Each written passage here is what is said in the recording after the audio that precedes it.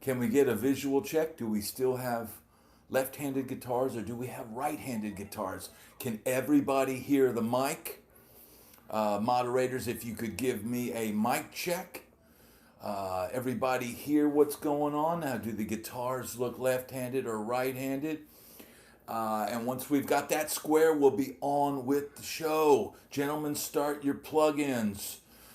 Chris Alexander, please be careful driving, sir. Glad to have you here. We're still left-handed. It's just the way it is, man. I did the updated the app, and it's still lefty, but that's all right. We're here to talk, right? We're here to talk about music and the music business. So it really doesn't matter what the guitars are doing, right? Because it's about more than that. So I'm gonna crack open a sparkling, and we're gonna get into it. Hello, everybody. Hello, Steve. Freddie B. So here's the deal, man. If you have not joined us, first of all, everybody keep it cool in the comments. We've got a great group of people you can chat with here on a Saturday night, and it's always an absolute blast. And here's the deal, man. This is Ask Me Anything. It's all about the music business, and Dave is saying K9 wants to know how many guitars you own. K9, a man never counts his guitar collection, right? A man never counts his guitar collection. I don't know, dude. I'm guessing 30. I'm guessing 30. But I'm still wondering where some of them are. I'm like, oh yeah, what about that one? Where is it? So I have to dig it up. Let's see who we got. Mario, what's happening? Glad to have you here. It's a Saturday night with us joining us, man. And letting you guys know, I think Synergy's got some new stuff coming out, dude. You heard it here first, you know. And the Synergy stuff is just absolutely incredible. You know, a lot of people talk about, that it's expensive. It's really not expensive when you think about some of the other things that are out there. I mean, dude, here's the thing. It's completely adjustable to be any amp you want. And once you start getting your tones from an amp and a preamp, it's almost like you don't need those overdrive pedals or fuzz pedals and stuff anymore. So, man, stay tuned because next week we're going to have the Soldano episode video released on a Saturday for this channel. And that's going to be epic and more Synergy stuff coming up. But we're here this Saturday night, right? We're cracking open a sparkling water. And that's delicious. That is absolutely delicious. But check it out. You can see on this channel, I did a short where I ran the MXR Randy Rhoads. I've got it over here.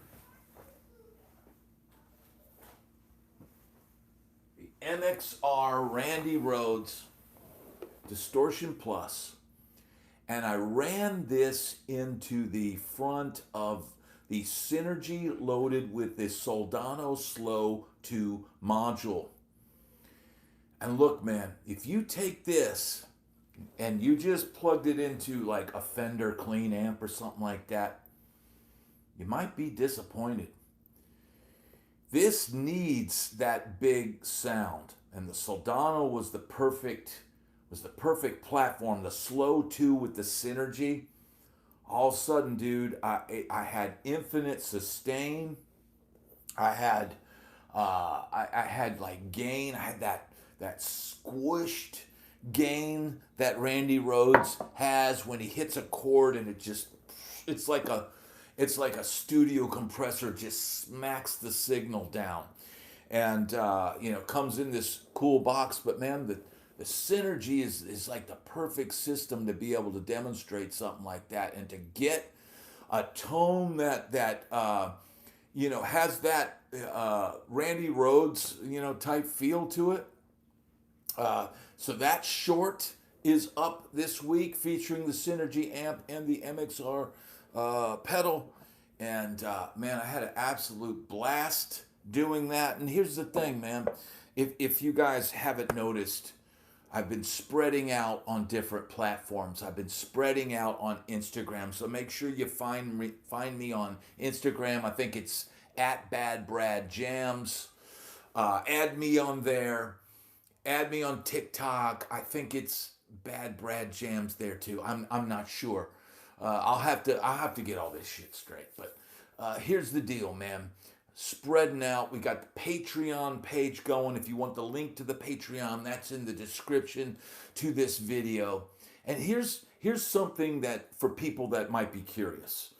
As far as when you put out videos, it varies what it does depending on what platform. You could take the exact same video and put it on different platforms, and it could do something completely different as far as numbers.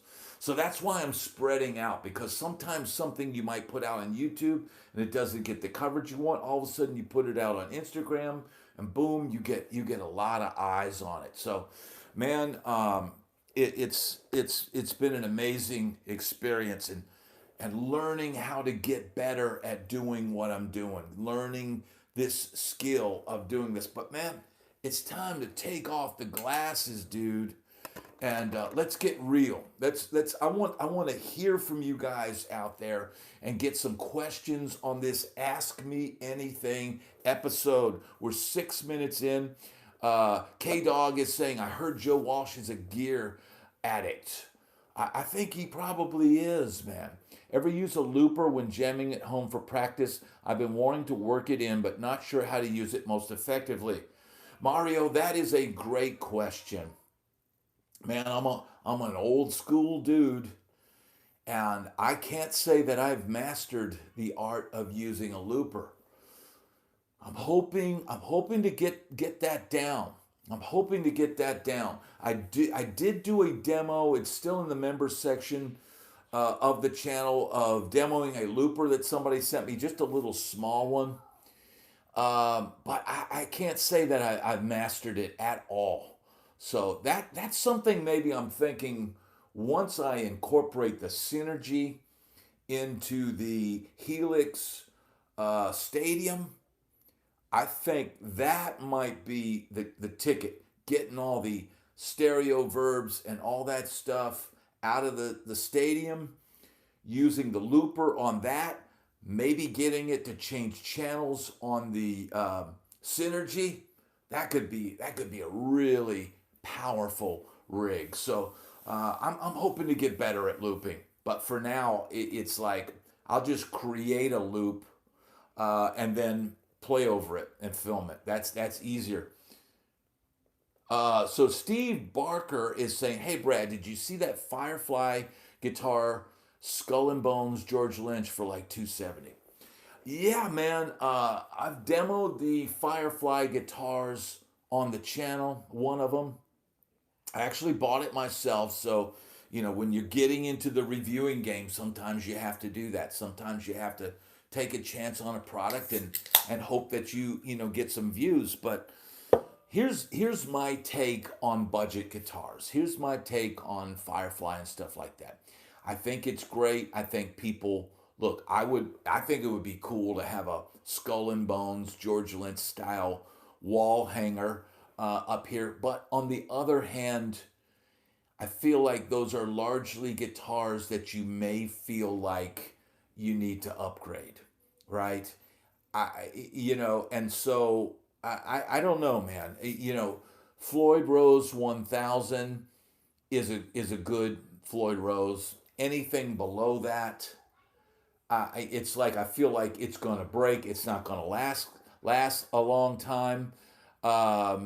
So there's that. There's that. So we'll see. We'll see. I think it's cool as a wall hanger if you're not planning to play on gigs. Firefly stuff is great. Sometimes the stuff without a Floyd Rose and stuff like that's even better because it's less parts that could fail. A Floyd Rose is a sort of tricky thing that the better Floyd Rose you can get on a guitar, the better. The more it'll withstand the adjustments and restringing it and all that. Uh, Realistically, if they could all be original Floyd Roses, I that's what I would like to use. That's what I would like to use. So Philippe, what is Philippe saying? I'm missing questions, but I'll try to keep up as best as I can. Rock Miller is saying, "Are G&L a good guitar? They seem quite affordable." I think G&L is highly underrated. I would love to try a USA G&L on the channel. I think G&L and Heritage are brands that have been around for a long time. They have both have a legacy. Heritage has a legacy with Gibson guitars because were made in the Kalamazoo factory that Gibson used to inhabit, and used to have some of the old employees that worked at the Heritage place. Of course, that's all gone now. I think Heritage has been bought by a major company, but they still make the guitars there, and I think they make great guitars. I would love to own a Heritage guitar. So Heritage, if you're listening, send me one. I'll demo it on the channel. I'll play it a bunch. Heritage, maybe I can get rid of my Les Paul if I get a Heritage. That would be cool. Now the G&L was Leo Fender, right? George Fullerton and Leo Fender was, I think that's what it was. But so that has the same, like, a heritage behind it. So these brands have been around a long time, and if you can find one that has the parts on them, that has the pickup style that you like, and you like the shape of the neck, then by all means. And I think maybe if those companies got a cash infusion and could really push their marketing and get the right team behind it, I think I could do a good job at marketing a guitar brand or something like that. I think I would have some creative ideas as far as that goes. But look, man, I got this thing right here that I'm doing, and if any companies want to send me a guitar and let me try it out, I'll let you know. Mike Garrett is saying, "Hey, Bad Brad, question: Fender Twin or Roland Jazz Chorus 120?" For me, it'd be a twin reverb all day. And that's just because I'm used to playing through twins. Twin reverb, Fender Twin Reverb is a loud 212 all tube amp. And that used to be the standard backline for decades, all through the probably the 70s and 80s, like on playing the circuits where you would play with the Temptations, or playing with Gary Lewis, or playing with the Turtles, or whatever. All these backline companies all across the US would have twins in road cases. And you would say, you go do a fly date or travel somewhere, and you need an amp, and these companies rent these rigs, these Fender Twin Reverbs largely at one point in time. And that was the standard amp. That's what I was. That's what I would, ask for. But now Mike is saying, do you prefer the twin to the super? It depends on the gig. If it was me just doing my own gig, I would want the super. If it's a loud, clean gig, I mean, here's the thing though. I don't think there's many road gigs anymore, unless you're playing alongside Joe Bonamassa, where you'd get away with cranking a twin. Here's the trick about using a twin, and I used to use two of them at the same time in stereo. I had a pedal board with a stereo chorus delay pedal that would run straight out to the two twin reverbs, and it would be when you'd kick on that delay or you'd kick on that chorus, it would just be a glorious sound. But here's the thing, man. A twin is loud and clean, just like somebody just said. And trying to get any gain out of that and trying to get something that feels good so that when you solo, you're not like, oh, damn, this thing, it'll fight you, man. And any discrepancies in your technique, it will amplify. So if I was doing my own thing and I had a choice between two reissue Fender twin reverbs or two super reverbs, and I was playing like stuff that I would want to play, how I would want to play it, I would go for the two super reverbs.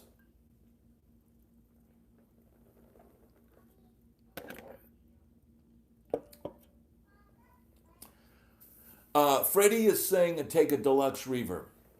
Now, I would take a deluxe reverb if I was playing in a small club, because then I could get that cooking at a good volume, and it is easier to get like a smoking kind of lead sound out of it. But you lose headroom very quickly on a clean. You lose your clean sound on a deluxe very quickly, and if you've got Tommy Lee bashing back there on drums, you're going to run out of clean headroom, and then you're going to have this farty Fender clean tone that's breaking up, and you can't. Here's the other thing with Fender combo amps, the classics, the twins, and those amps like that.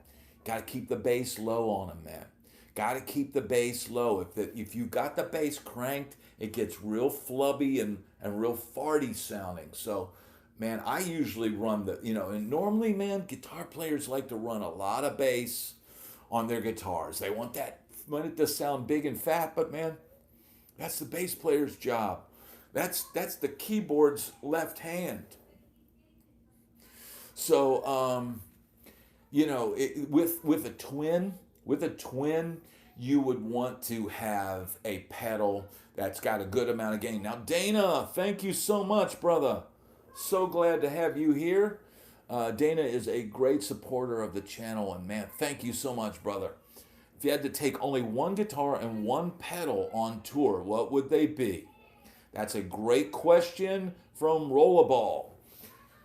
If I had to take one guitar, I'd probably take one of my Sir Super Strats, and I'd probably take this copper one over here. I would take something like this that's, very well built, reliable, good parts. It's not going to fall apart on me. It's got a single coil and a hum, right? And then as far as a pedal, you've also got to figure in what amp am I using, right? But here's what if I had to only bring one pedal, I would bring something like something that has two switches on it, so I get two different sounds. Trying to go on tour with basically one pedal, that's kind of insane. That's kind of insane. But the one overdrive pedal for me that works in any situation, and I used a ton, was the J Rocket the Dude version 1. The new versions doesn't have as much of a boost in it. I like the original version. Yeah, it's called The Dude by J Rocket. And I've got an original one, and dude, when you step on that thing, you're guaranteed to cut through the mix. So that's my pedal, dude. I know people that get pissed off when the guitar solo jumps out in the mix. They probably don't like that pedal, but man, I love it because I don't, there's nothing worse than starting your solo and you're too quiet and you have to bend down and turn it up when you're supposed to be starting the solo. And the Dude does Abide, and it just happens to have the name The Dude on it, and that's why I bought it. But I ended up loving that pedal, and it was 70% of the time if somebody threw me a solo, that's what I was playing. So, yeah, great questions tonight. What else we got? And we're glad to have Connie here. And of course, we've got Paul, our moderator, and Dave, our moderator here. And we're very thankful to have everybody. John, what's happening? Slowly build your pedal board, kids. Here's the deal, man. I built my pedal board for probably 20 years, 30 years, right? And I finally got to the point where I got a pedal board that I liked and I was happy with. And I made one change. I made a couple small changes on it, but I didn't just immediately start ripping it apart and putting in different pedals. Here's the thing, man. You get on the gig, you learn that that tone that you thought was awesome is not awesome, and it's getting lost in the mix, or it's not cutting, or it's too bright, or it's too bassy, or whatever. And maybe you can't dial that out. Maybe you can't fix it. You need to be able to fix it very quickly when you're playing live. Let's see what we got here. Did you ever play or encounter one of the gigantic Fender Showman amps with two 15s? Mike Garrett, that's a great question. I've never played through a Showman. I have had owned some Bassman heads over the years, and I would crank those through like Mesa Boogie 212s. I had a Bassman one time that just sounded incredible, dude. And I think the filter caps went out on it, and when I got it repaired, it just never sounded the same. But I've been through so many amps. Yes, let's get those likes up. Thank you so much, Chris. Man, what about the Fender? I think it's called the Super 6. Is anybody familiar with that? I think, was it have 610s in it or 612s? I remember seeing, I think it's is it Trace Atkins that sings Honky Tonk Badonkadonk? We played a show opening for him one time, and his guitar player had one of those Super 6s backstage. It's this tall, it's like even bigger than a Super. It's this huge thing, awkward looking rig, but it was just back there just cranking. Guy had one of those on the road in like 2011, right? And the thing was from the 70s. So that tells you how reliable that gear was. I'm sure he'd had it maintained and done a few things to it. Who was the other guy? There was another guy. He's kind of like I can't think of his name right now, and these country guys escape me. But this guy's guitar, one of his guitar players was all down the road with vintage Peavey gear. He had like Peavey Mace head and a 412, and it's like, guys, you see all kinds of stuff. Charlie Daniels' guy used to be out there with a Bugera head. It's just like, man, everybody out there is just, for whatever reason is using what they. I even was out on tour one time with a guy who used a Lab Series L5. Thank you, Chris Richardson. Yes, if you can get those likes up, it helps send this out to the world. So yeah, you get long arms moving those around, dude. A Super is a pretty heavy amp, right? A twin is even heavier. Twins are heavier than Supers, even though Supers have 410 speakers. It's usually those little small 10-inch speakers, the little Jensen style speakers. But the twins, man, if it's got those JBL speakers, those giant things like the steel players like, dude, those I would literally injure myself. I had two twins, fairly recently when I was in Nashville, but I very rarely got to use them, man, anymore. Freddie says he has the Bugera T50, Infinium clean channels, Nart Dirt channel, not so much. Well, here's the deal, man. If you've got an amp that has a clean channel that you like, I'm good. If I can get a good clean channel that I like, I can usually put a pedal in front of it or do something to get my drive channel. So there's your 2 cents. some of the cheaper amps, very rarely do they get, have great drive channels. I have yet to hear a cheaper amp. Even some of the big name, shall we say, one of the big twos, they're cheaper amps. The drive channels are just not. They're pedal platforms. So that's, I don't expect to buy a $300 or $400 tube amp and expect to have the tone of the gods. In fact, we would usually back in the day, we would say, we would joke that it was tone of the gods, but that by cutting corners in sound and parts and the way things are built, everything adds up, and especially with a tube amp. You could argue that the tube amp is the most important thing you have. Scott's saying he's been using the Blackstar HT. Yeah, and look, Freddie, I had a Bugera V20, I think it was. I bought it because it was like $299 or something like that, brand new. They were blowing them out on Sweetwater, and I was a little scared to take it on a gig, but I took it on a gig. And the gig was the kind of gig where they had these panels in front of the gear, so nobody knew what I was playing through. And they mic'd it up, and I played my gig, and nobody said, "Oh man, that amp sounds like ass" or whatever. So it's really it really doesn't matter, dude. And I've played $200 guitars on gigs, and nobody complained. So it's just is what it is. I think you can get great sounds out of stuff.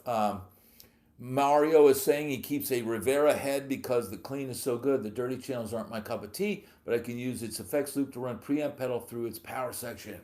That's another great tip, man. Here's the thing, man. If you think of, Rivera was a cutting edge company back in the day.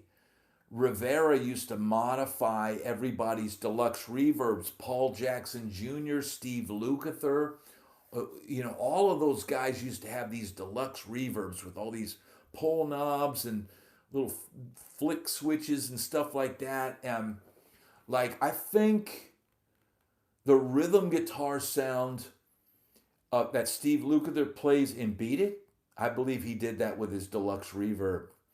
And that's a Rivera thing.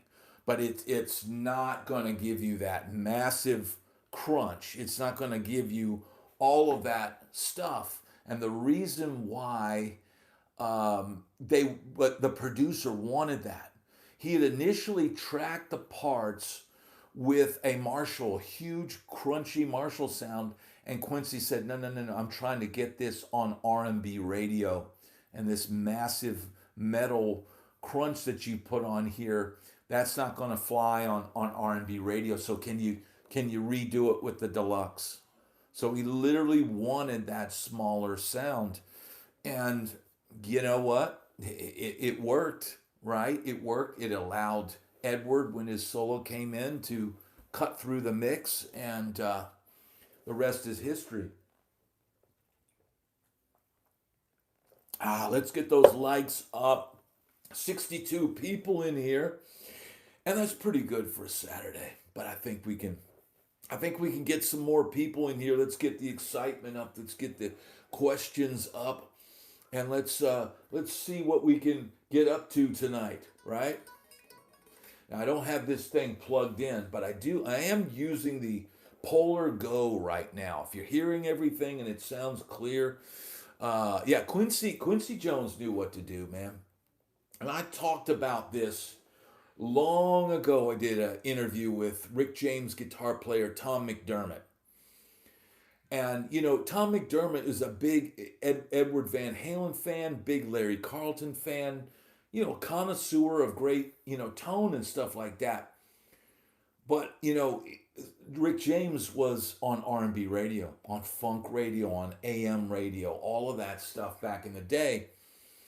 And I said to Tom, man, if you'd have gone in there with Eddie Van Halen's rig and gotten this massive, metal guitar sound, it probably the producer probably would have said, "Hey, can you give me something else?" Because he knew that that wouldn't fly on R&B radio. So yeah, let's see. Mike is saying, "I've never dabbled in Ibanez guitars, Brad. When do you prefer to play yours?" Well, here's what's going on now with Ibanez for me. I had the Ibanez sort of super strat with the humbucker and the single coil and all that. And in the process of bringing gear in and bringing gear out and running out of room in here, I got rid of the Ibanez. So even though I really love that guitar, and I played a lot of my last gigs in Nashville with that guitar, I sold it. And I got decent money for it. And I would like to get another one down the road. But am I an Ibanez, hard, core Ibanez guy? I'm not. I did when we went up to Orlando and checked out Guitar Center. I checked out one of the RGs. They got one of the new RGs, but I couldn't jibe with the neck. It was just had that really thin thing, and it doesn't work for me now. But the ones I really like, what is it called, the AZ?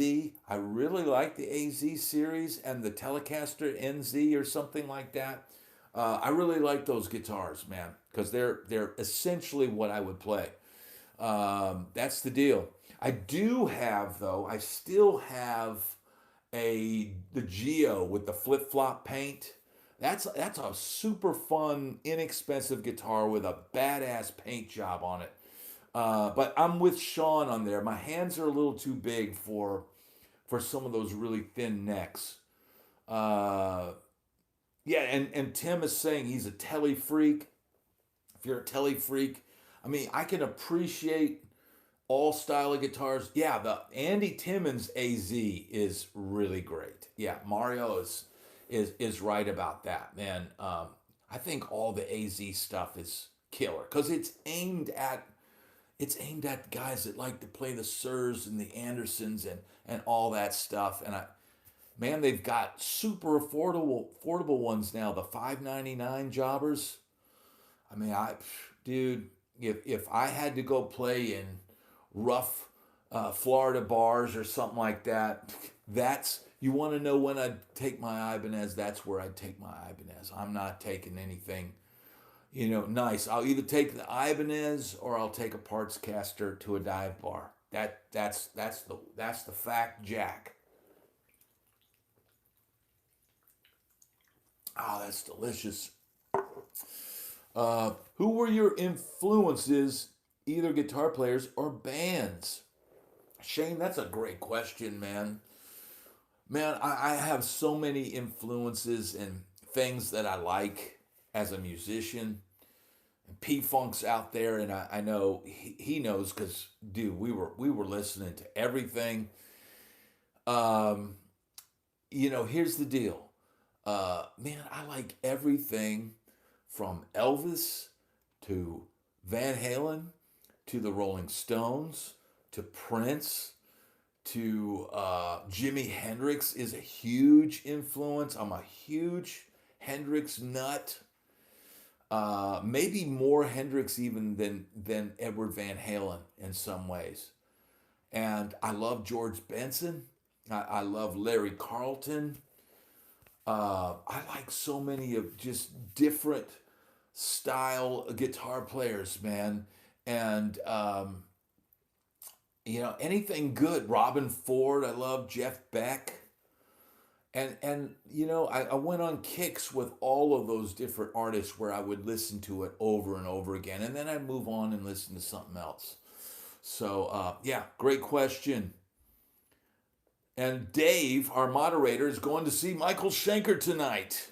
Is P Funk? Are you going to that? That's going to be pretty epic. Yeah, dude. George Benson, dude. There's so much great footage on YouTube of George Benson just ripping it up, dude. Uh, that guy was sick, dude.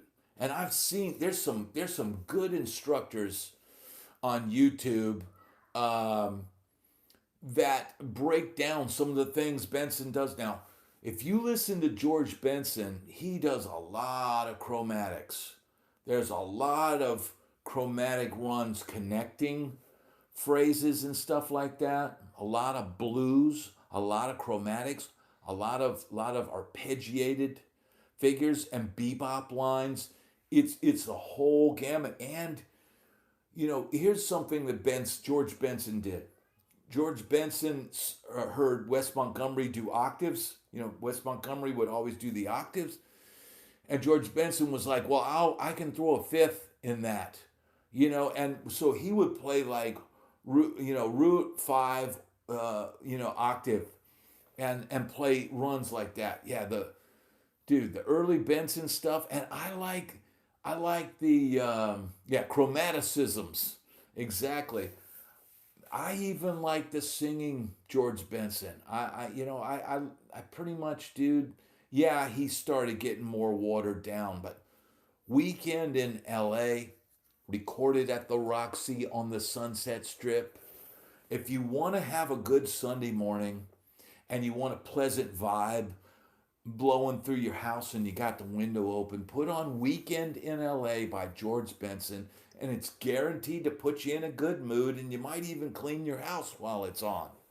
So that's my recommendation for everybody this Sunday. I think that's a great album, and it's a good gateway into jazz guitar because he sings, he plays some familiar songs, he plays some funk, and it's a lot that you can grab on that, man. If you're not into jazz, this might get you there.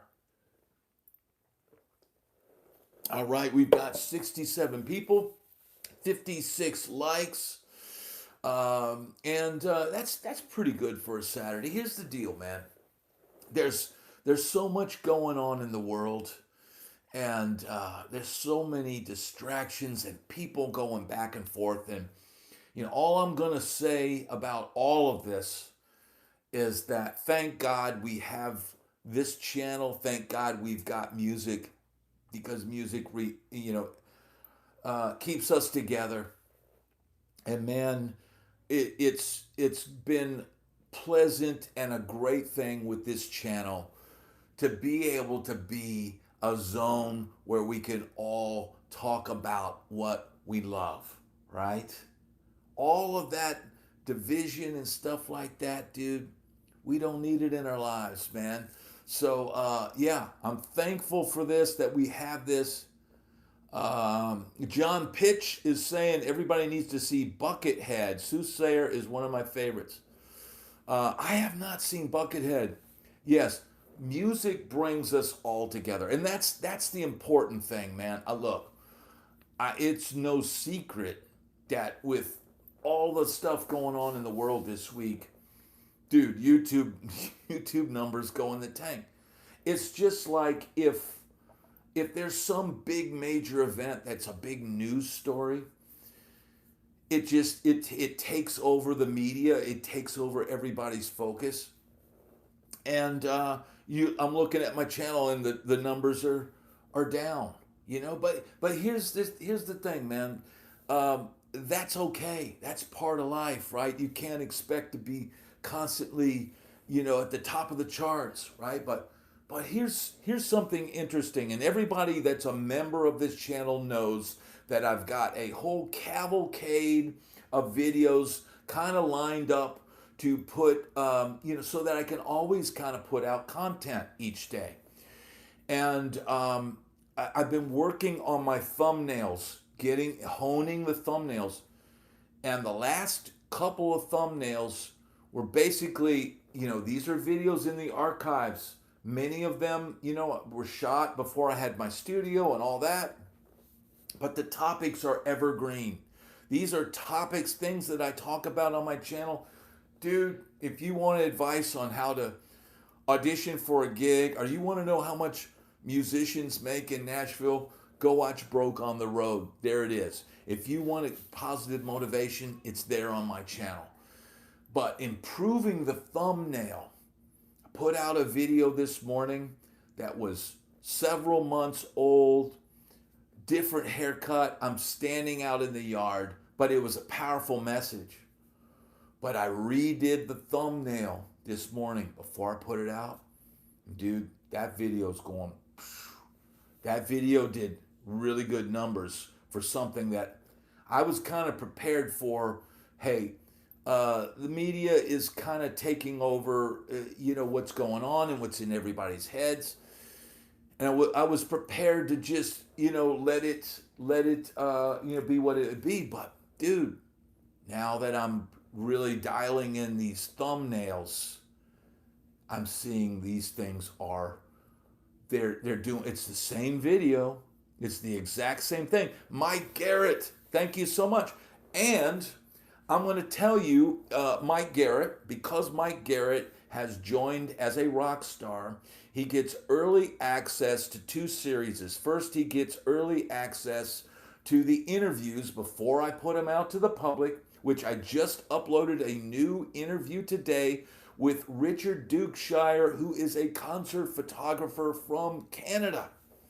And it's an incredible story of this guy reaching out to me on social media and saying, dude, did you play this festival in Canada in 2013? And I had to go look it up on YouTube and find video footage to remember that I was even there. And thank you, Dave. Thank you for that.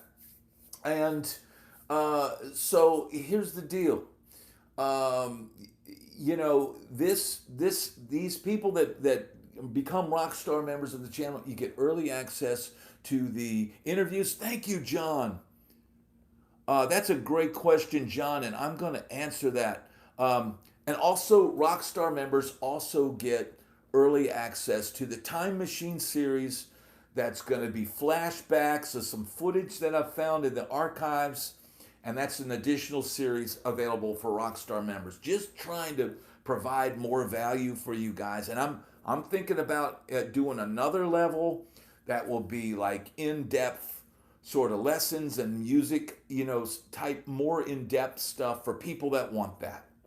It'll be out there. But dude, I worked all day on this. And on the channel today, there's a new interview on there. Now, John asked the question, and let me pull that up again. Great editing. How hard is it to make those custom thumbnails? Here's the deal with a lot of editing, because I am not a Photoshop guy. And look, dude, I have to. Dude, I'm not an editor. I'm a guy with a cell phone. A lot of times I don't even know what I'm going to talk about until I press record, and then I start talking, and all of a sudden a story comes back to me and it ties into what we're talking about and all that. But the thumbnail process is is multi-pronged. First of all, you need a picture. So if I'm demoing a product, I've got to take a picture. So now on your iPhone, there is an ability to use voice control.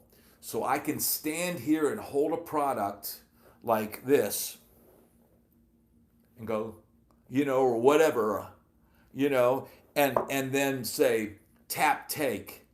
And the camera then takes the photo. So I can get the pose right or whatever. Then I got to airdrop that over to the computer, right? It goes onto the computer. Then I'll go, and I'm using the online website called Kittl, Kittl. And that is it's like Photoshop, but it's an online, it's like training wheels Photoshop. And I can go in there and I can take my photo and put it on there. I can remove the background of my photo with one click. So if I don't want these guitars behind me and I just want me standing against a black backdrop, I can do that. And then I got to put the text in and all that. If I need a custom background, or I want to put a picture of a rock star or a picture of something that's telling the story of the thing, then that's a whole nother process. But it's man, it takes a while. But here's the thing: if I was, if something happened, and I'm like, a major news story happens, and I need to do a video real quick, like when Ozzy died. I've got to literally put a whole thing together in, an hour, and get it uploaded to meet the news cycle. So, man, doing something like that, dude, I can work super fast, and I can get an outline of a script thrown together. Here's what I'm going to say: an intro. I'm going to do this, and Mario is asking. That's a great question. Mario, is asking, will you be covering NAMM in January? Man, I would really, really like to go to NAMM. A lot of that's going to depend on my wife and her schedule. Maybe I can convince her that we'll take a family trip to NAMM. I can go to NAMM. They can go to Rodeo. Uh, and I'll come visit you at the Synergy booth. I need to do that. That needs to be something that I do. Yeah, that's the one in LA, Freddie. I don't even know. They can do Disneyland. Yeah, don't even say that, Mario, because they'll make me go to Disneyland.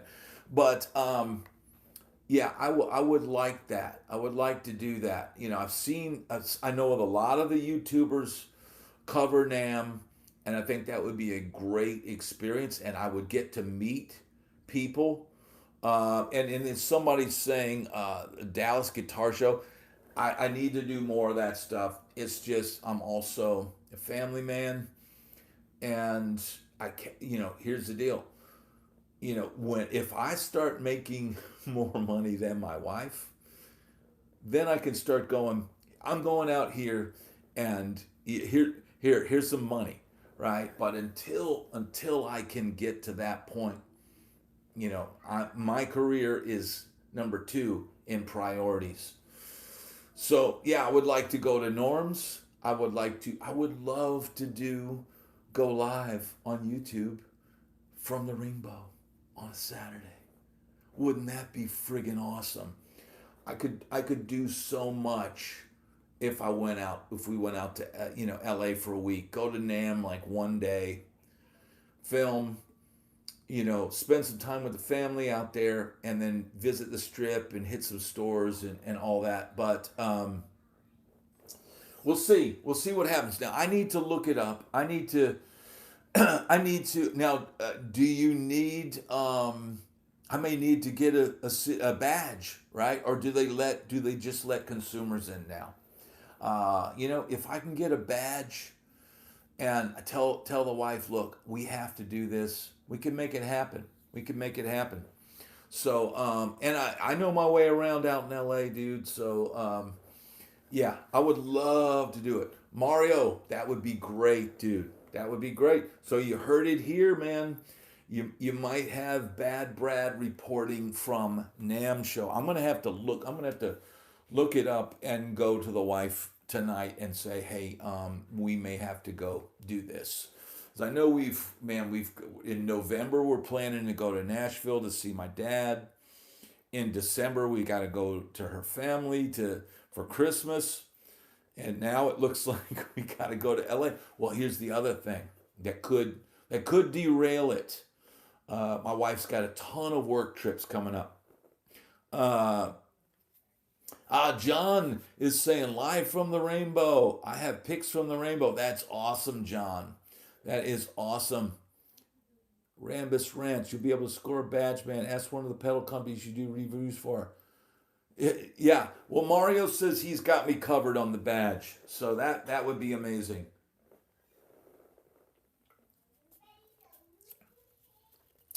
Yeah. Well, Mario, you are right. Great business expense. Yeah, if we could write the whole thing off, that would be great. For now, my business expense is the gear that I buy. Um, to demo on this channel. That's the business expense. But yeah, man, I'm gonna have to after this episode, we'll have to do a serious talk to the wife about that, and that would be awesome. That would be awesome. I would love to do that. Rainbow would be fun. All of that. We go. Let's start a fund to get me to NAMM. Yeah, that would be amazing, dude. If we get a fund, then there's no other way around it. It's got to happen, right? That would be amazing, man. I would. I thought about that when I saw all the people. Rock is saying first annual Bad Brad Festival in Hawaii. Man, I would love that. Look, dude, I'm seeing so many of these, these guitar camps, and people are doing these things, and I'm waiting for my invitation. I got to keep building this channel, and thanks to everybody that supports this channel. That we're doing the unthinkable. We're taking somebody who most people would go, "Oh, dude, you're done. Your career's done.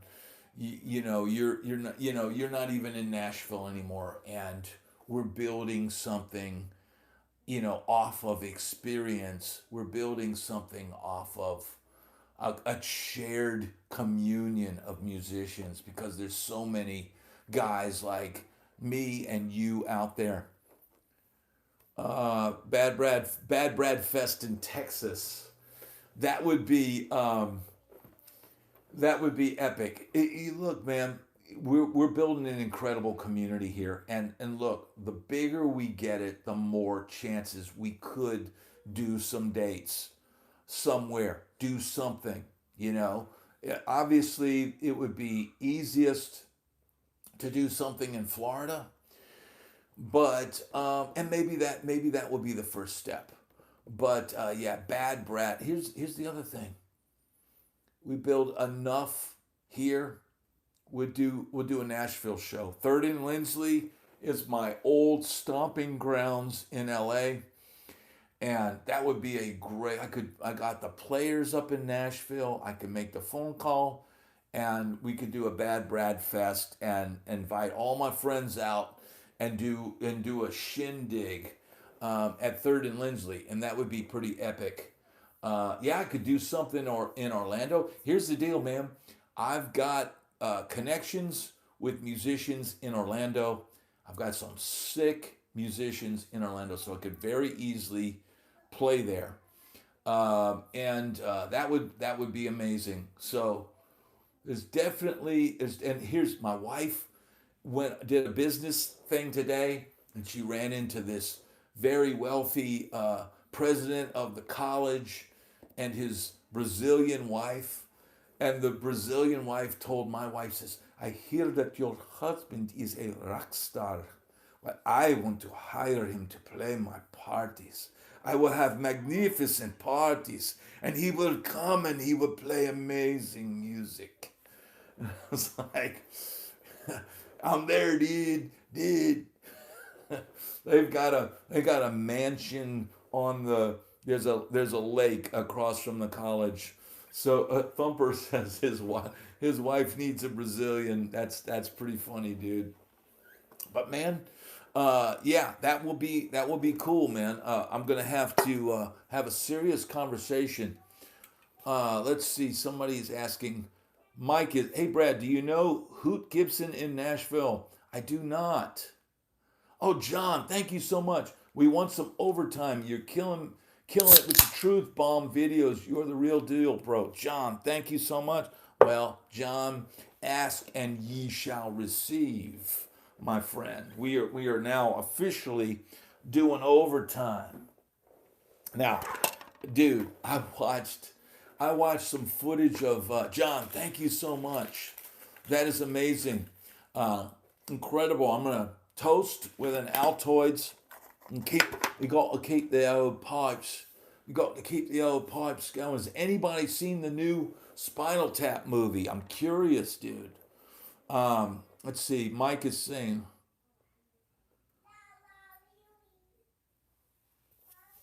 Let's see. John is the man. Yeah, thank you so much, John. Yeah, thank you, John, so much. That is amazing. So, man, here's the thing. We looks like we got the NAMM show. Here's what's crazy, dude. It's like opportunities are coming, and it's like I'm amazed by it. I'm amazed when Synergy, reached out and wanted me to, promote that. That was the one thing I wanted that's on the market. The one thing for me is like the perfect rig is the Synergy setup, because whatever I decide I'm going to play that night, whatever type of music I want to play that day, or what type of song I'm going to play on over here, that is going to be the rig that I can get any sound I want. I can schizophrenically turn it. I can't wait to try the ODS module. I can't, it's like they've got so many different tones. And for me, it's like these guitars back here. I'm going to play that Telecaster different than I play that Iceman. And look, I'm going to show you guys something here since we got this overtime. Some of you guys who are members of the channel might have seen a video where I'm holding this guitar. If you're a member of the channel, there's an interview with a photographer that took a picture of me on the road playing this guitar at a huge festival, dude. There were 30,000 people there. But the interview with Richard Dukeshire is part one, is now up on the channel for Rockstar members. And dude, this was something I dreamed up, because I was playing with a country artist, right? But essentially I was out there playing like Pantera or Van Halen, right? And so what it was, I'm like, I told the guy that built it for me, I said, I want a Telecaster on the top and an Explorer on the bottom. So it's like the best of both worlds. And we put one pickup in it, and it's got like this is a kill switch, so you can do stutter effects, right? It's got a blend knob, so you can like split the coil and then dial in the other coil. It's got a tone knob. Then it's got this switch. This is a switch off of an aircraft. And this is I think this controls the coil tap. Honestly, I've forgotten what all this thing. It also has a bare knuckles VH1, I think, or VH2 or a VH1 Van Halen style pickup in it.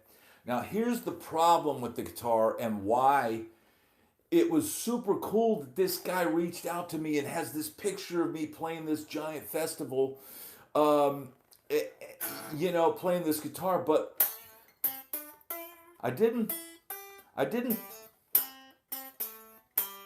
It's got a neck buzz to it that I didn't end up using it a ton, so I was super surprised to see this massive picture of this playing this massive festival with this guitar, because also shortly after I got this guitar, we got approached by ESP, and ESP gave us everybody in the band a bunch of guitars.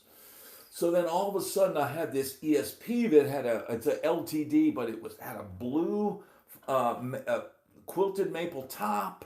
It had Seymour Duncan's. It had a Killer Floyd Rose on it, matching headstock and all that. And that guitar didn't have any neck problems. So I ended up using that. I ended up in the ESP catalog that year with a shot that somebody had taken. We played up in New York, and some girl took a professional photographer, took this shot. That ended up in the catalog.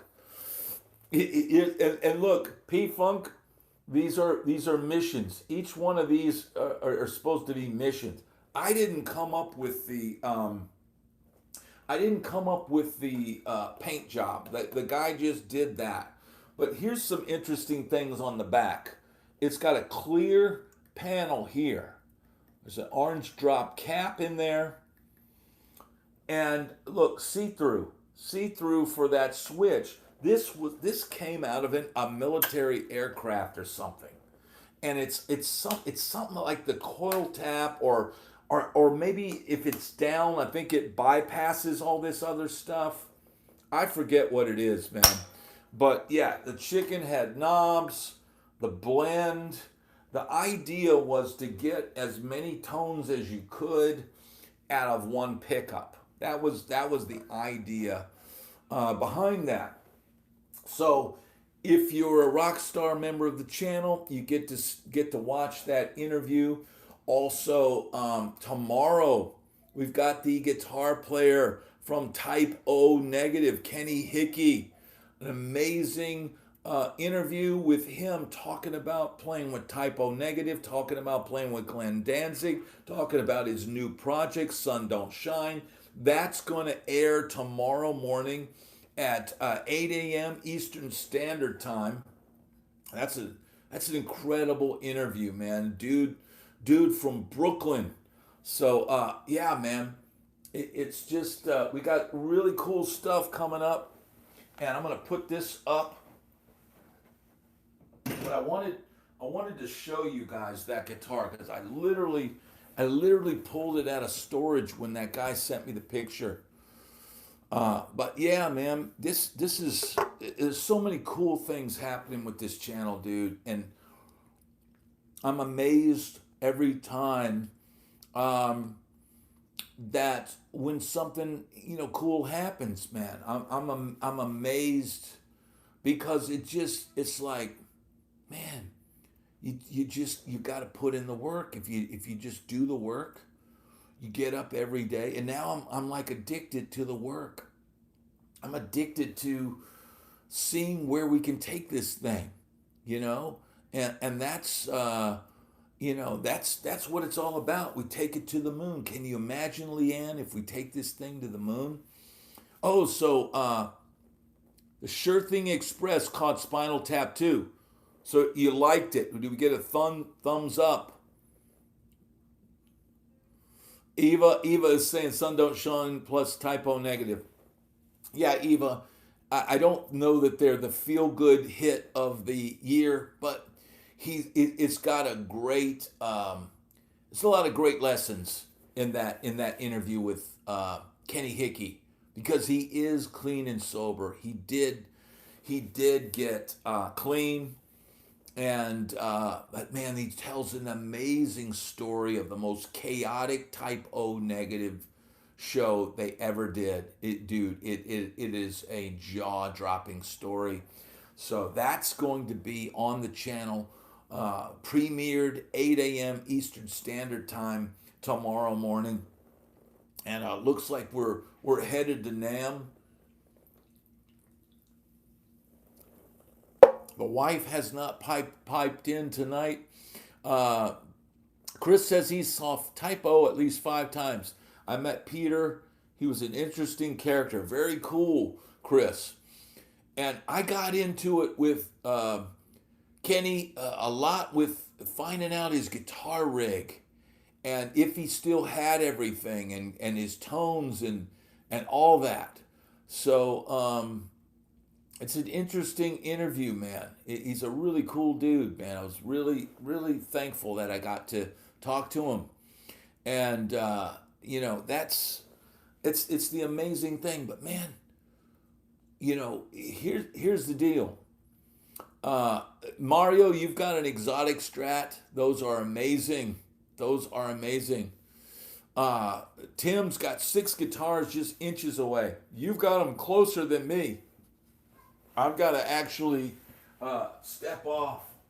Here's one of my guitars I used on the road a lot. It was a parts caster with a pretty good flame on that neck. But yeah, man. Yeah, Peter worked for the New York City Sanitation Department. Yeah, that's amazing. Type O opened for Ozzy with Joe Holmes on guitar. Yeah, man, great story about how that band broke. John, thank you so much.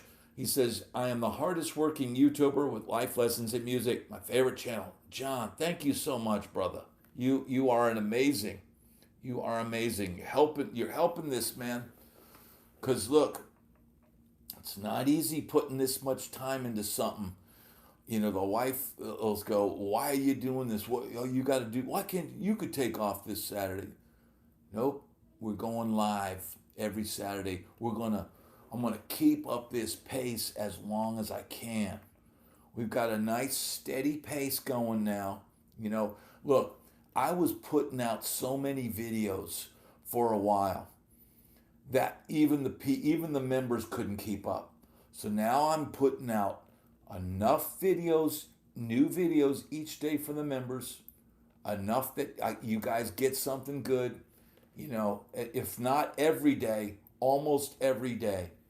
Because, dude, if I had the time to work, you know, I mean, if I had more time, if I had an editor or whatever, I would literally I could put out 3 or 4 videos a day, and people don't have time.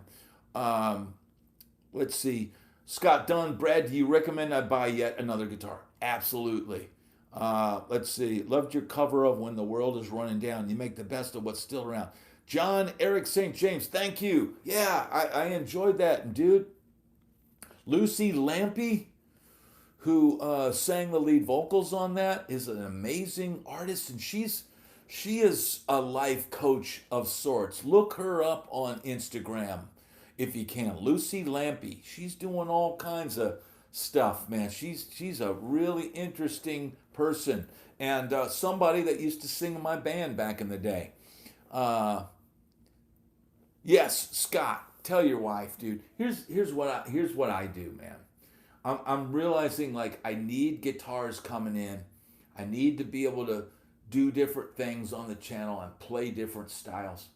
And I'll make sure I'll sell a couple, and then or sell 3.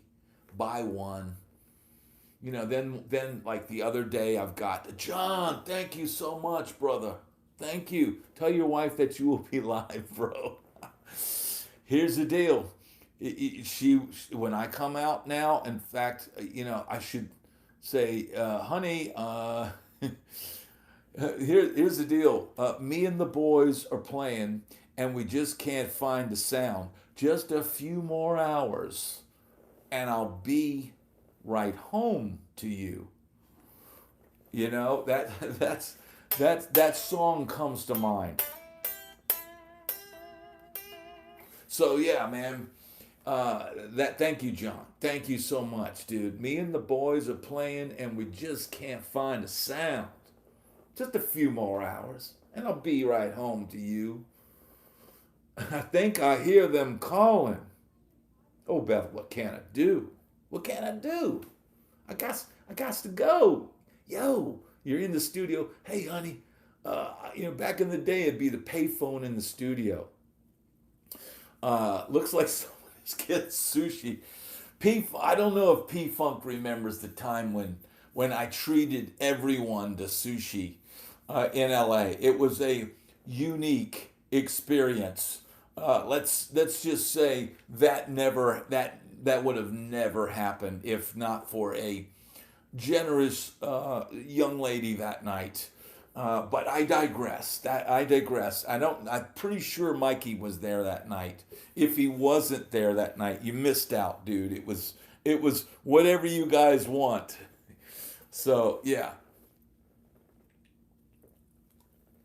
We just can't find the sound. Here's the deal, man. Back in the day, Chris is saying the air step with the Tone X1 is working great. Yeah, that looks like a really cool setup. Here's the deal, man. Tone X is a great product. It sounds great. But for me, I like the Synergy better, dude. For me, I like hearing them tubes. I like hearing the sizzle in the track. It's alive, dude. It's alive. No doubt the Tone X sounds amazing. And here's the thing. I feel like when I'm playing a capture, I sound like somebody's capture. When I'm playing the Synergy, I sound like me playing through an amp. And there's a difference there. That's the difference. For me, it's about sounding like me, not sounding like and there's a risk when you use modelers or captures or whatever. If you don't change enough and dial it in for your sound, um, that's the thing, man. And for me, the Synergy, I sound like myself. So I'm real happy with it, and I think combining that with something for the effects might be what I'm looking to do. Um Scott says he bought a Neural quad core months ago. He only uses it in recording. Stuff like that is great for recording, man. And there's a look. In the early days of this channel, when I think I sold my Kemper, and I was in between modelers, I bought the Tonex because I thought the captures sounded better in the Tonex. But then the Tonex didn't work for me, in the thing. And for a while there, I was using a Line 6 Pod Express on this channel for a lot of videos. And I got some great sounds out of it. But, it's just so much. There's so many options out there. And I think you can get great sounds with, if you know what you're doing, you can get great sounds out of anything, dude. So that's the deal that's the fact, Jack. But man, yeah. So I don't know, man. We're in overtime. Should we keep going? Do we check in with the sounds? I think the wife and the child are in there playing video games. I think that's what's going on. So that might be buying us some time right now. 2-for-1 Mai Tai Monday night. Let's see. Do for recording. It's very versatile. You can change speakers, mic placement. Yeah, that stuff is cool, man. All of that, being able to dial in something. Look, man, it's amazing what we can do now, right? It's amazing what you can do with all of this stuff. Yeah. So, okay, well, the wife's coming in. Come on in, and we've got some propositions we need to tell you about. But you probably can't come through this way. Oh, no. No, you have to come. Oh, John, oh my God. Jeez Louise. Jam with your buddies. Do a Nashville gig, bro. John, that's amazing. Dude, I'm going to have to. Here's something I thought about. Oh, let me get the door. Hold on, we got the crew coming in. Okay, All right. I missed... Everybody ready for my big monster truck? Okay, Mia brought a monster truck. Up. I'm like a wreck she's. But here's the deal. I was all right, on you see that? Boat all day. We've had amazing donations to the channel. You see what that says? No. You can't read I'm that? so sunburned. And that's our giant monster truck. Is that $335? You can Yes, buy that's it. $335. Oh, You can wow. buy it in the That's so Okay, easy. so here's You can buy it in the link. You can Okay, buy this Mia. monster truck in the link in this description. Mia is saying that you can buy this monster truck in the link in description. We haven't gone that far. So now that's Mario. Mario has helped this channel out a lot. Thank you. He wants me to come to the NAMM show in LA. We're talking about a family trip we would have to stay in Anaheim for a couple of days. I can go to the NAMM show. You guys can go to Disneyland. Or shopping. And then we can go bopping up to LA for a couple days and do some stuff on the strip. Oh, the NAMM show is in Anaheim. Oh, what's the dates? It's if anybody has the dates for the NAMM show, please put them in the thing. Is this next year or is this January? Oh, okay. But I know you've got road stuff coming up. Yeah, Vegas, but it's a short one. But January is January what? John, oh my God. Thank you so Oh, much, wow. brother. Thank That's you. amazing. Hi, dude. Live on Bad Brad TV, he says hi. Hi. Hi, man. Mia says hi, David. man. Mia, let's let them see you real quick. Come here, Mia. Come here. And she's also started soccer now, so that's Mia is her new playing thing. soccer. And I'm playing Happy Feet soccer. Oh, and tell them who she's gonna be. 20th through the 24th of January. Okay, I'll make sure. So we need to book that. Mario's going to hook me up with a NAMM pass. I have a badge with my name on it and all that. Monster truck. It's Johnny. Mia, let Daddy talk Yeah. now. So Mario's going to hook me up with a pass. Okay. We're going to go to the NAMM show. You guys will get to go do some fun stuff. Okay. Thank you, John. Thank you immensely. That is amazing. John has the majority of the donations tonight have been from John. He is a great supporter of the channel. And where are you, John? yeah, John, where are you? Eva says the dog's like a baby kangaroo. It's so adorable. It is. He wrapped up. He looks like he's in a blanket. He literally has been hanging out with us playing video games this whole hour. They've been playing video games in the other room. So that John is our top donor. He absolutely is. Is John's in Vegas? Where is John? Or he might not want us to know where he's at. Oh, okay, that's okay. I was just curious. Yeah, we're just, man, thank you so much. So P-Funk is saying, we went to the NAMM show one time with John Billings. Chuck Rainey was playing there. Yes, I remember we used to get passes from the pawn shop, Brothers Collateral. And we would go to the NAMM show. They would write us a letter saying, these guys are buyers for our for the pawn shop. And we would con our way into getting into NAMM. So we would go to NAMM. I think we'd go on Saturdays or Sundays. And we went a couple times in the 80s when it was really, really wild. Oh, did you say Milwaukee? Freddie is in Milwaukee. Oh, that's where I'm from originally. So I grew up right outside of Milwaukee, Greenfield. So I still have some family in Oak Creek. We missed some of the...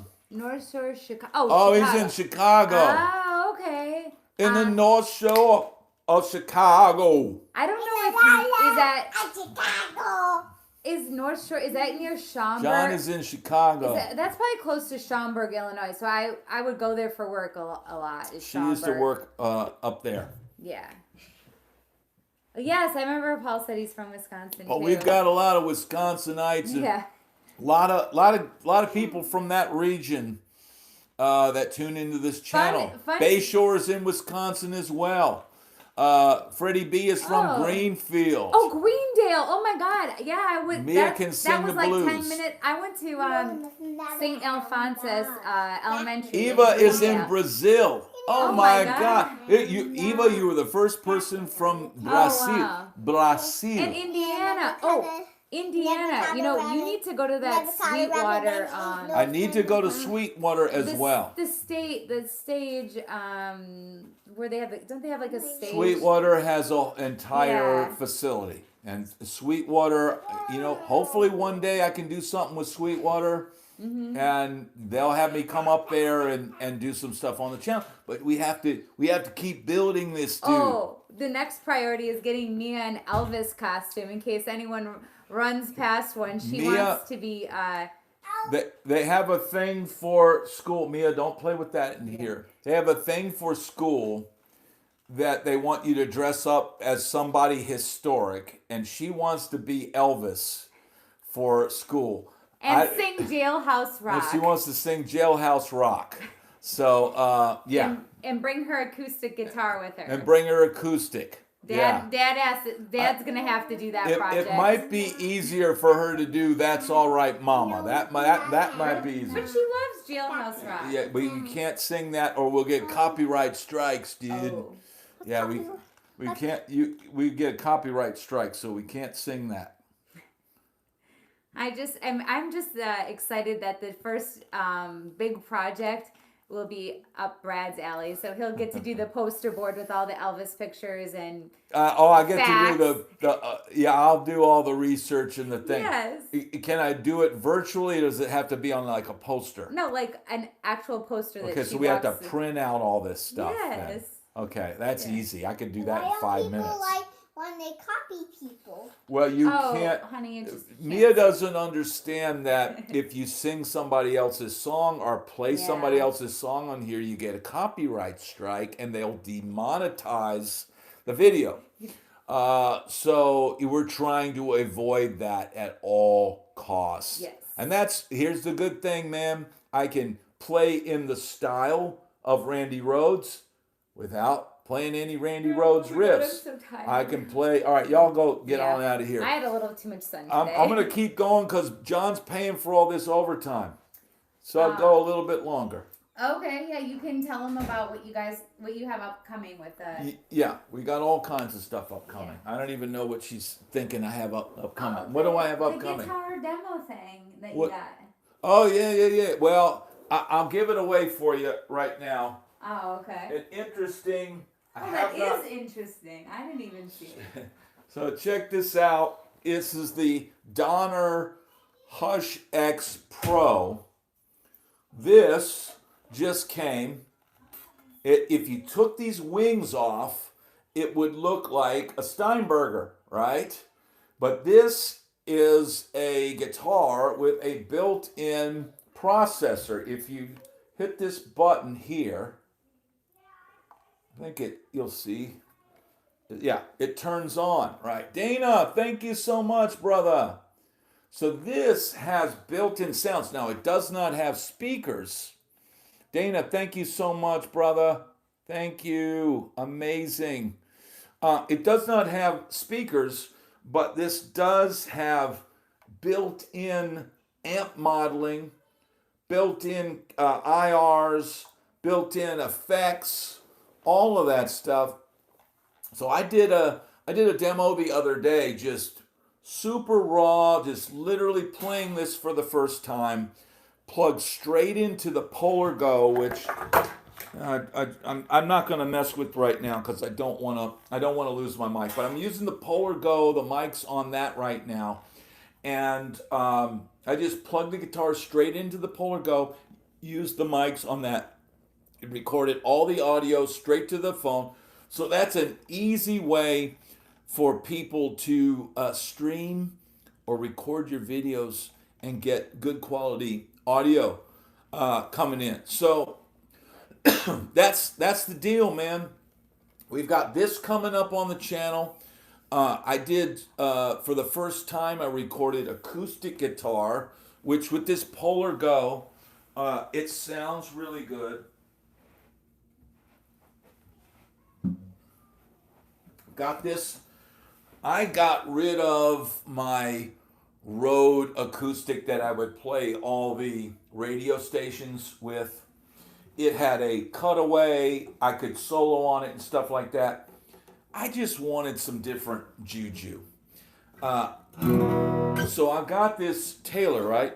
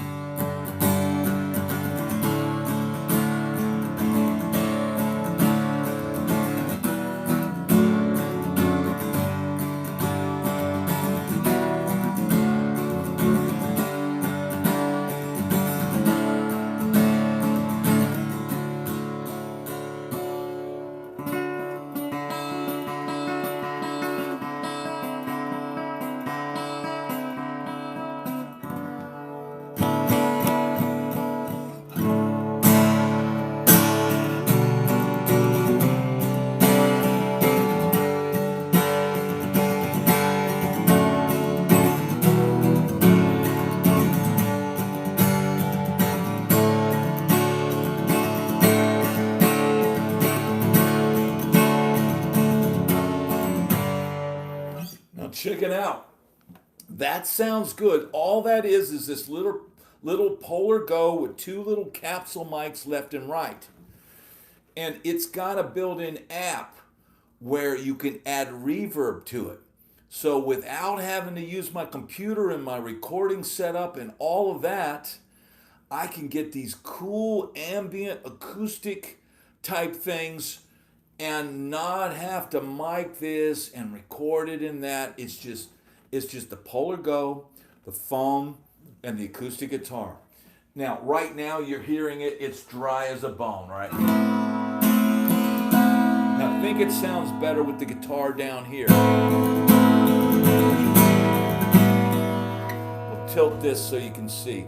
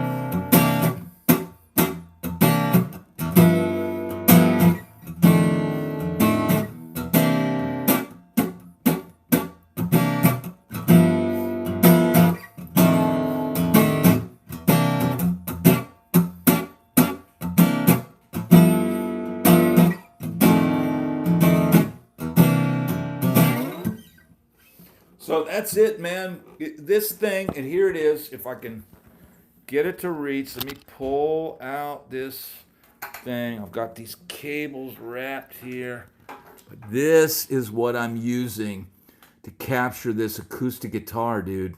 And John, thank you so much, dude. Thank you. This has probably been the most epic. This has been the most epic Friday night. Another round for the house. Thank you so much, John. And I didn't see if there was a question attached to that. I have never heard you play acoustic. Thank you so much, John. Look, I would literally tell people in the past, if they would call me for an acoustic gig, I would tell them I don't play acoustic. But I started out playing guitar on an acoustic guitar.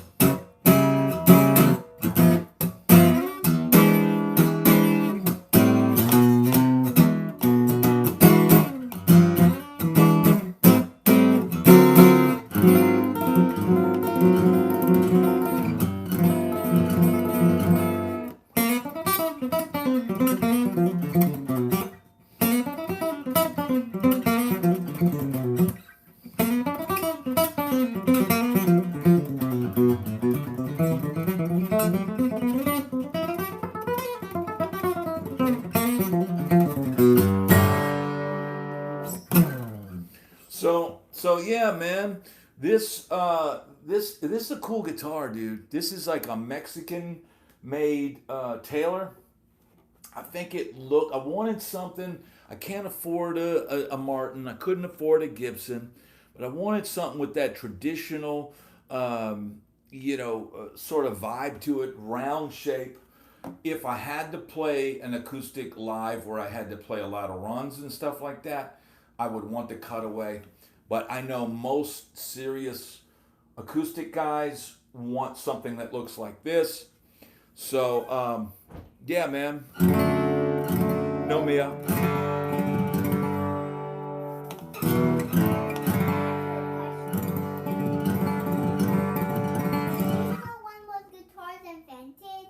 Do I know when the guitar was invented? Can somebody answer that question out there tonight? Thank you, Mia, and we will see you later on in the show. That's a great question.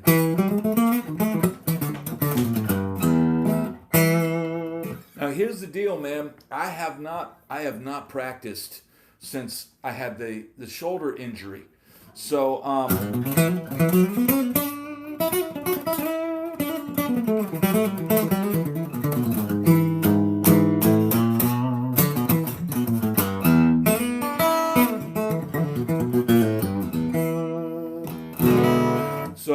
an acoustic will show.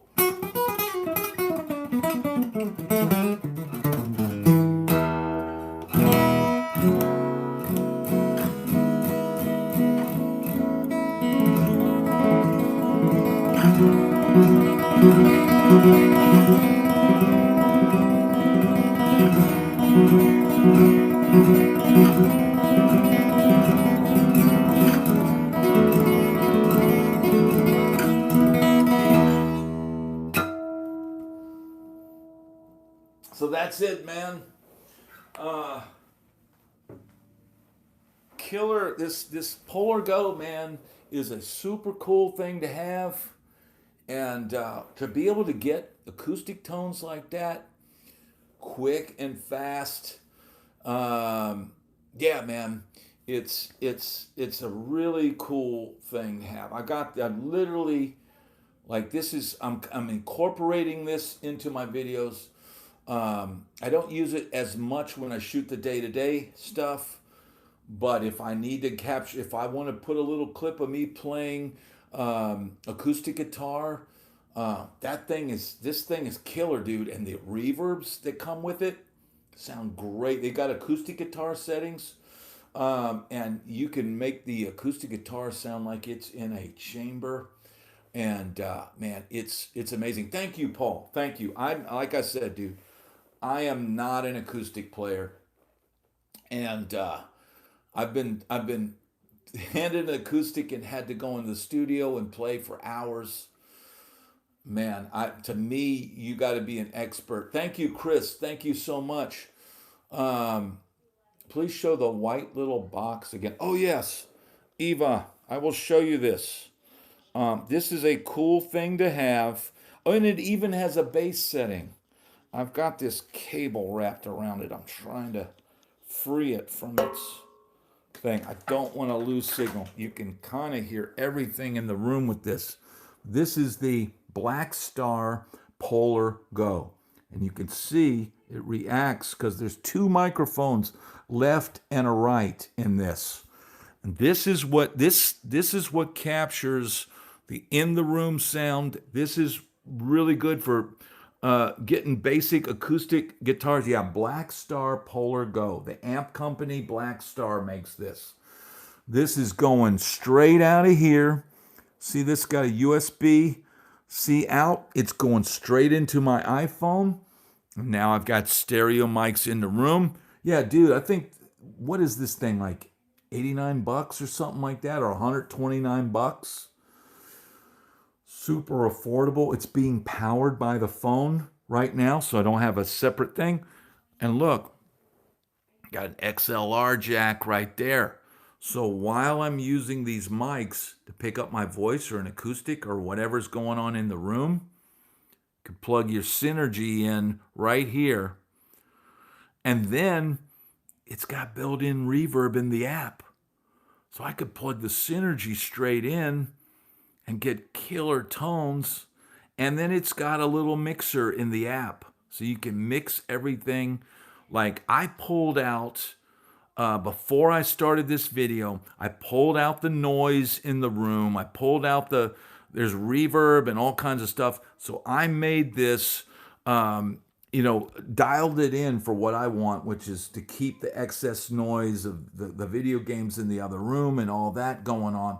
I dialed this in to be able to work good for this channel. But this, dude, to me, this is one of the coolest things that we had. It's got so many good uses. Here's the other thing. You want to go capture your friend's band or take it to rehearsal and get video footage for your band? Use this. boom, take it in there and try it. Now, I have not tried this with a loud band. I don't know how to work with that, but for acoustic, capture an acoustic group live in a gig. Thank you, Dave. Thank you, everybody.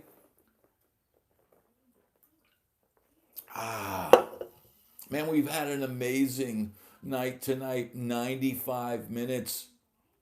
Thank you, John. Yeah, I think the audible sound improves, and it's still easy. It's still easy for me to operate this and make it work for the channel. And so this to me is a no-brainer. And that's the deal, man. I think we've accomplished a lot tonight. Thank you so much to everybody that chipped in tonight. Thank you to John. Easy is the clincher, Mario. Absolutely, dude. I mean, being able to get your guitar tone into your phone so that you can stream and still hear yourself talking, dude. And like I plugged the other day, I plugged the Donner smart guitar with the built-in sounds. I just plugged it straight in because this you can plug a XLR or a 1/4 inch into this. And yeah, awesome, Scott. I'm glad we inspire you to play. And man, thank you everybody for being here tonight. This has been an amazing stream, an amazing Saturday night. Thank you all. This has been awesome. And thank you. Have a great night. And I'll see you guys all tomorrow morning, 8 a.m. Eastern Standard Time, for the interview with Kenny Hickey from Type O Negative and Sun Don't Shine. Thank you, everybody. Thank you, Mike. Thank you, John. Thank you, Paul, our moderator. Thank you, Dave. Thank you, Mario. Everybody have an amazing evening. I'm out of here, dude. It's been